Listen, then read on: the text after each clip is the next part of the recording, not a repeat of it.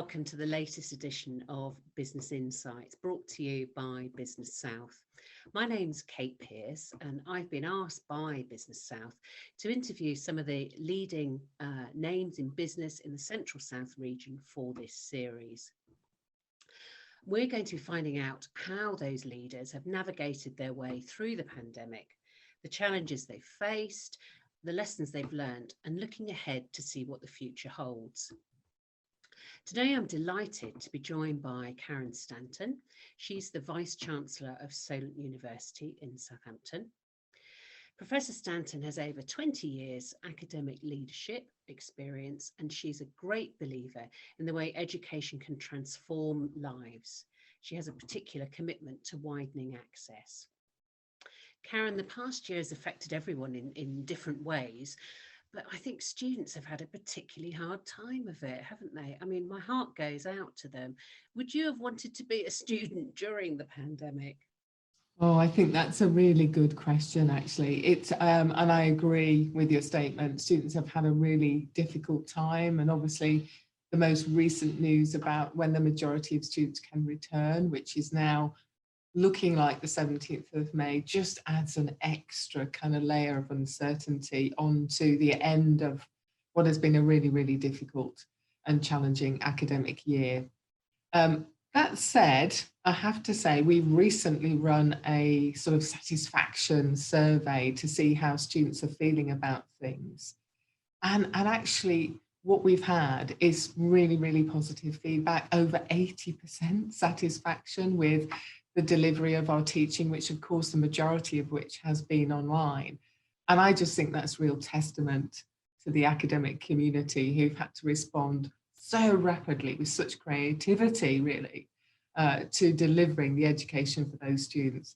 The one thing I think that we have not been able to deliver is that kind of sense of community and also the social side of being at university.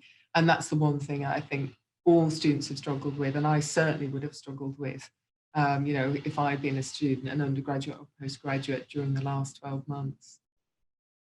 And that's the thing, isn't it? That it is so important, and as much as learnt really from that, isn't it? Sort of leaving home, coming in, making new friends, and having that shared experience of going through. How do you feel that can be made up for? That loss that those students have had.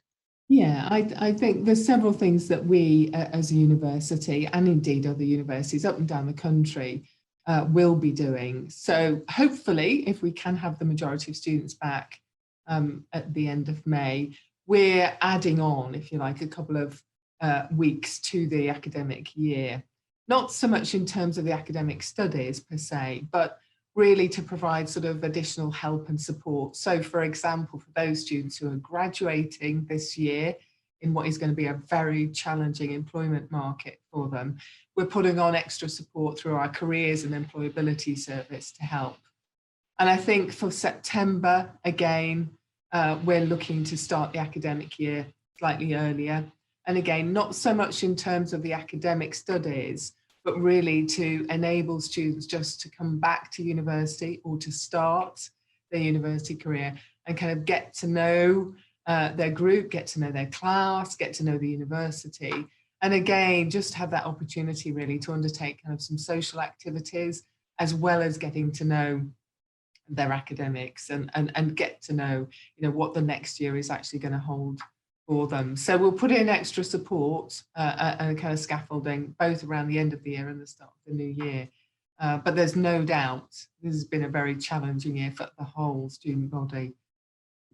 And I guess as well, where you're talking about the innovation that your academic staff have had to bring in, to bring those lessons to life. And obviously, so that must have been, a big challenge for them as well, if they're not used to, and like we're sort of doing today. It's difficult. It's just not the same as if you're in the same room, is it? It's having that closeness is a difficult thing, isn't it, to replicate?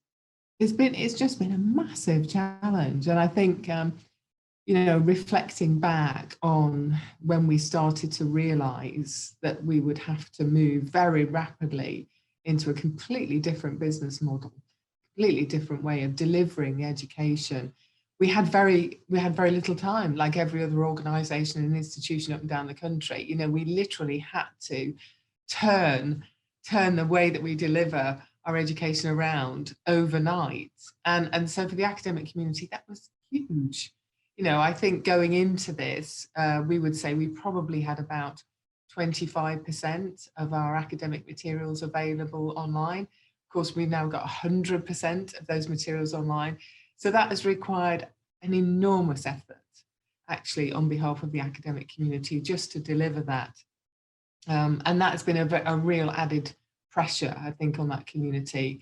You know, for many of them having to learn how to teach in an online environment and having to learn how to use the technology. You know, that's been something else that colleagues have really had to get to grips with really quickly. And that's meant, you know, working long hours, working over Christmas, working over Easter. And again, because of the uncertainty and not quite knowing when face-to-face teaching could resume, you know, we've had to do it in a stepped way as well through the year. So, you know, I take my hats off to them. They've been absolutely fantastic and amazing in terms of the response that we've seen. And I just feel really proud, actually, of this community and what they've delivered during the last 12 months. And for you as a leader, I mean, obviously people are looking to you to have the answers, and yet, you know, we were in totally uncharted waters, weren't we? What did you draw on at that time, Karen? What sort of experience was able to sort of help you through? Yeah, I think there was an extra dimension for me because I'd only been in my role 7 weeks before we went into lockdown. So I didn't really know the community. I didn't really know my senior team. And so for me, you know, there was almost a double whammy there, really, you know, coming into a new role, meeting, you know, my senior team, getting to know my senior team rapidly, and getting to understand how the university works, but then having to manage it through the crisis and sort of beyond. So there was a lot for me to sort of get to grips with, really. And I'm just, again, so fortunate to have had a senior team who, you know, all absolutely from day one, you know, I could really rely on. And that has been so important for me because they have the knowledge of the institution in a way that I didn't necessarily have. Had to rely on them for that knowledge and that input. But also, you know, they've had to rely on me in terms of giving them direction. And I guess I was fortunate in one sense, is that it wasn't my first job as a Vice-Chancellor. I had been a Vice-Chancellor previously in another institution. And so I could bring with me, if you like, the skill set of how to lead a university. And we just had to work together really as a team. And, you know, I had to draw on their knowledge of the institution and they had to draw on my knowledge of kind of leading an institution through a very difficult time. So I think, to answer your question, like really drawing on that senior team, their skills and expertise was absolutely vital for me at the beginning and has continued to be really throughout. And I guess as well, you were just sort of building your wider network, you know, within the city and the region, and you know, I guess to be known within the education sphere as well, that you're now at Solent University. So all of that has been difficult to put into place as well at the same time, hasn't it? Yeah, but I do think there is one of the positive outcomes has been that the leaders across the city and indeed across the region have come together in a really positive way. So in one way, you know, I've had a rapid introduction to all of those leaders and all of those kind of key organisations within the city and the region, because we had to come together and we had to come together to plan how we would jointly respond as a city and as a region. So being involved in some of those, you know, really difficult meetings, you know, literally the instant meetings, kind of gold command meetings around what we were doing, how we were responding to the changing set of circumstances, has brought us together. And I think the legacy of that, and I can already see that, you know, within the city and across the region, is just a real sense of wanting to continue to work in partnership, continue to collaborate, to really focus on, you know, what the priorities are going to be for the city and how we can kind of all come together to support that. And I've recently taken over as chair of Southampton Connect, which brings together a lot of public, private, business, voluntary sector organisations, and the focus of those discussions are really positive, because there's a real kind of, okay, what can we do and how can we move forward together? So in one sense, that's been a rapid kind of introduction for me, but a positive one, actually, I have to say, a really positive one. And it is this, this kind of growth of system-wide leadership almost, it's not just me leading my institution, it's how, again, as a system, if you like, we can come together and provide collective leadership. And I think that's a real positive, actually, and will be a positive, I think, a positive legacy. Because that's the thing, isn't it? I mean, okay, there have been challenges, but there are some positives, aren't there, to have come out of this situation. I'm intrigued to ask as well. Theo Paphitis is your Chancellor, and I saw recently he's just been doing a video conference with your students about entrepreneurship, and obviously, but he's very involved with Solent University, isn't he? How helpful has that been, having him there? Oh yeah, enormously. I mean, he's every meeting is like a meeting of Dragon's Den. I mean, I am absolutely put on the spot, so I have to be absolutely on my best performance with Theo as our Chancellor. You're absolutely right. I think he's been enormously helpful, both in the background and in the foreground, actually, as we've managed our way through this. Because he's helped me, kind of think through the plans that we've got. He's helped me be very sharp around that, as you might expect. But he also genuinely enjoys, the student dimension. And we've also recently been successful in winning government funding to run a small business leaders program, which has had over 150 small and medium enterprises go through it, and he has participated in that, and he loves it, because it's literally talking to young entrepreneurs, new entrepreneurs who are starting up their business. And again, during this time, the focus has been very much on recovery, resilience, forward planning, how can you move forward, and he has really enjoyed, I think, contributing to that and meeting the students. Because it's real, isn't it? That, there's a real relevance to what you're talking about. It's not theoretical at all, is it? No, that's right. And he's, of course, been there, done it, and got the T-shirt writ large. And with that, reaching out and sort of helping businesses, or working more closely with businesses, can you talk me through a little bit more about how you're, hoping to sort of focus on that in the future? Yeah, it's a really important part, actually, of our agenda as an institution. During the pandemic, we've also taken the opportunity to devise our new strategy for the university. So we've now put in place our 2025 strategy. And as part of that, one of our kind of key priorities is working with our community. And that community, of course, includes the business community. We've also very recently launched a brand new business school, the Solent Business School. So we are very focused, I think, on making sure that that business school reflects the needs of local and regional employers. And as part of that, we're setting up an advisory board, bringing in key stakeholders from the major industries, the major sectors across the region, to help us design a curriculum that really ensures our graduates, when they leave the university, have got the skills that are required for the businesses and for the jobs that will be available. And we all know that the landscape is changing, it's changing rapidly. So for example, a major focus on digital. And again, if the pandemic has taught us anything, I think every business needs to be digital ready and really aware, I think, of how a digital business model can benefit their business. Focus on that. Obviously, green, clean technology as well is massively important, I think.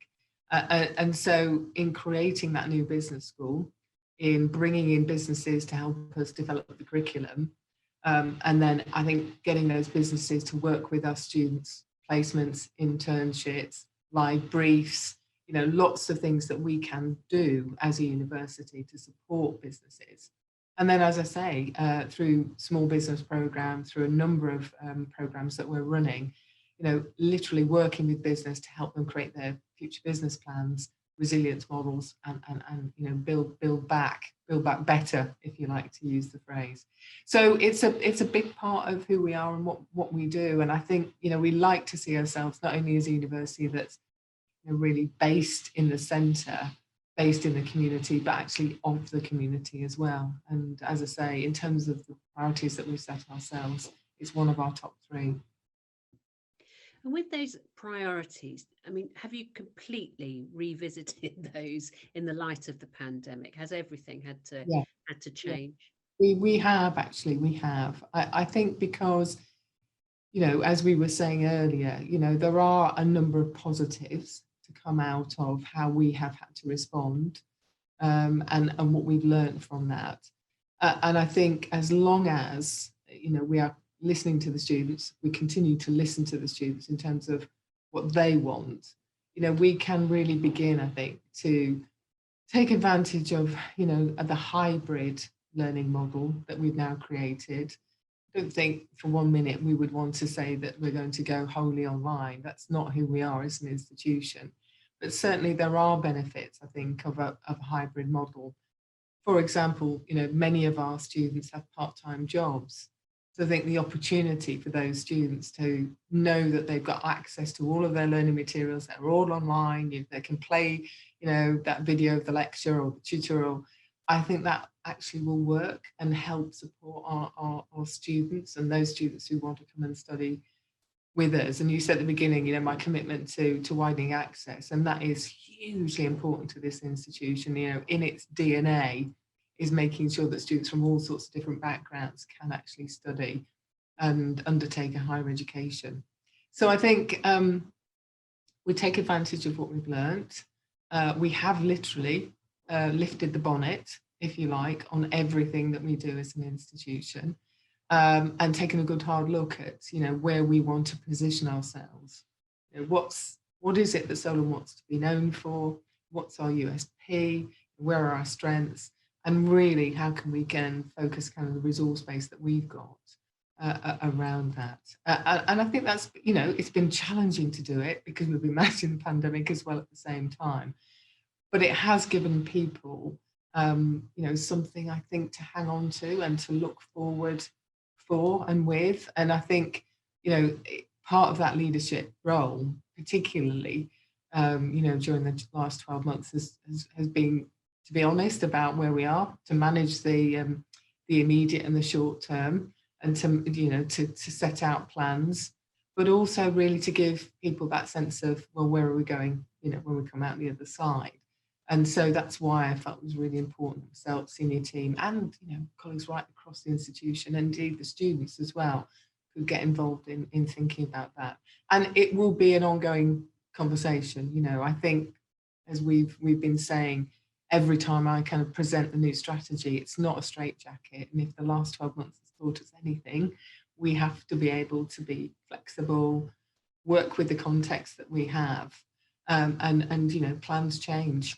But nevertheless, I think giving a sense of direction at this particular point in time, to what comes next, is really quite important for us. And could you foresee a time looking ahead? I mean, you said you're going to look at this sort of hybrid model, but clearly there will always be a need for students to come into the university and for that to be a building.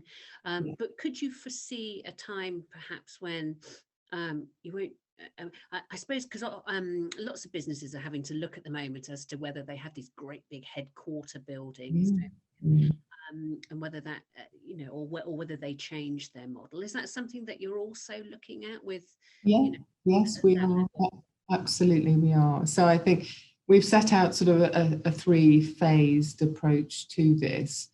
And in terms of our staff base, we've asked line managers to sit down with their teams, to sit down with indeed every individual within the team, talk through the role, and determine how individual wants to operate going forward and how that might fit with the requirements of the role and obviously the requirements of the university. And phase one is between now and sort of August as we undertake that activity. Another phase, I think, between August and say January, February of next year, where we'll be bedding down the plans, seeing how they work, what operates well, what needs further tweaking. And then the final phase of that will be, I think, a very refreshed model in terms of our staff base and what our requirements are in terms of being on campus and off campus. And of course, I think what will underpin that is just much more greater flexibility, much more, I think, empowerment for individuals. We now know that individuals can work from home. It doesn't matter if their day is not a 9 to 5 day, if the day is punctuated with, taking the children to school, needing to pop out at lunch, all of those things can be built into the day now. And I think it's that kind of trust and empowerment which has grown really in a very positive way, I think, for the teams. And then I think from our students' perspective, obviously, as you say, we will absolutely still be a campus-based institution, want to provide all the facilities, all the services, all of the access to, that academic community, to lectures and to learning resources, libraries, etc., sports facilities that students will want. But we can manage that, we can bring that together with, I think, a fresh kind of oversight of how we manage the whole. So yes, we're in the middle of that planning at the moment. And again, people are responding really quite positively, I think, to that. And I guess in the mix as well, we have the whole thing with sort of overseas students as well. I mean, I don't know how many of your students were coming from overseas, but clearly during the pandemic, you had to sort of sort out for them to get home safely. And now, I guess, are there question marks about whether when they'll come back and or will that be more of your sort of online? Yes. I think you're right. That is one of the uncertainties for us at the moment in terms of our planning. We do have quite huge demand at the moment from international students, particularly to start their studies in September. At the moment, the majority of those students want to come to the university. They don't want to study online. So whilst a proportion, if you like, of our business model in terms of that international reach will certainly be online. And again, we will move more of our programs online in kind of discrete areas. So for example, we know that having an MBA online will be really attractive internationally. So that's something that we will focus on.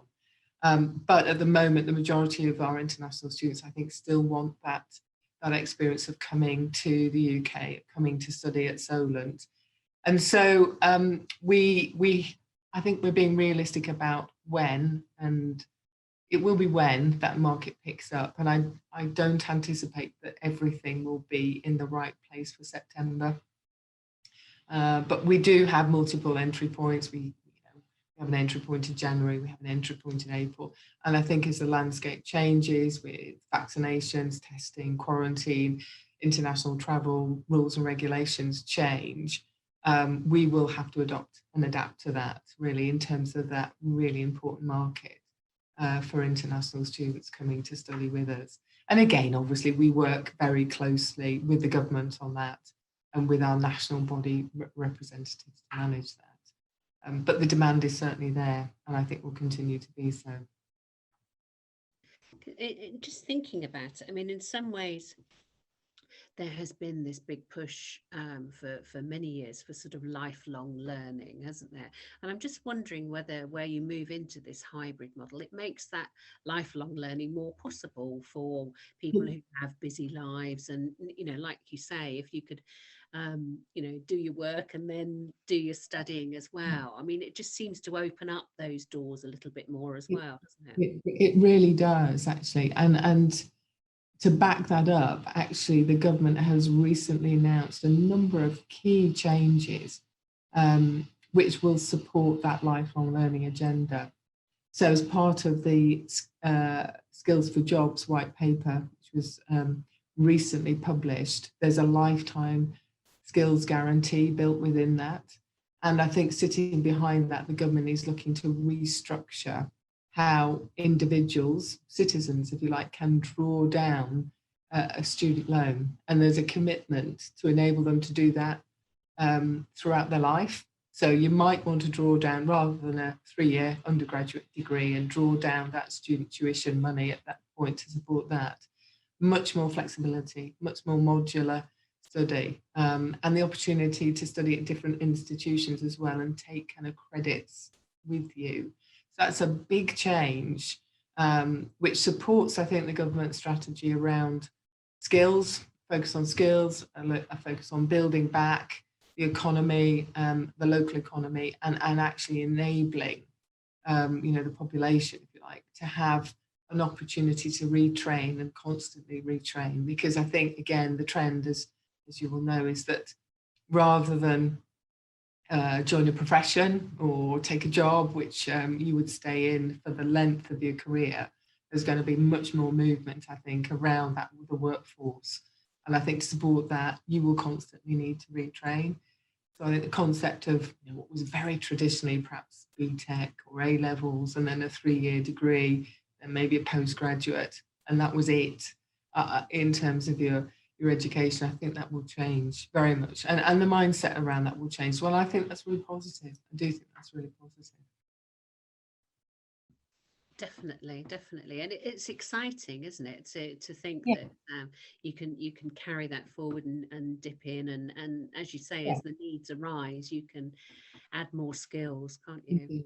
Indeed, absolutely. And I mean, it's an important change for business model of the university as well, because we'll have to think in different ways. We'll have to be much more modular in the way that we offer our qualifications. If people can kind of dip in and dip out, and enable people to take credits, learning credits, if you like, which they can take with them, if you like, as a little passport for the rest of their life, for their career. So it does have an impact on our business model as well. And so that's something that, again, we're kind of working towards.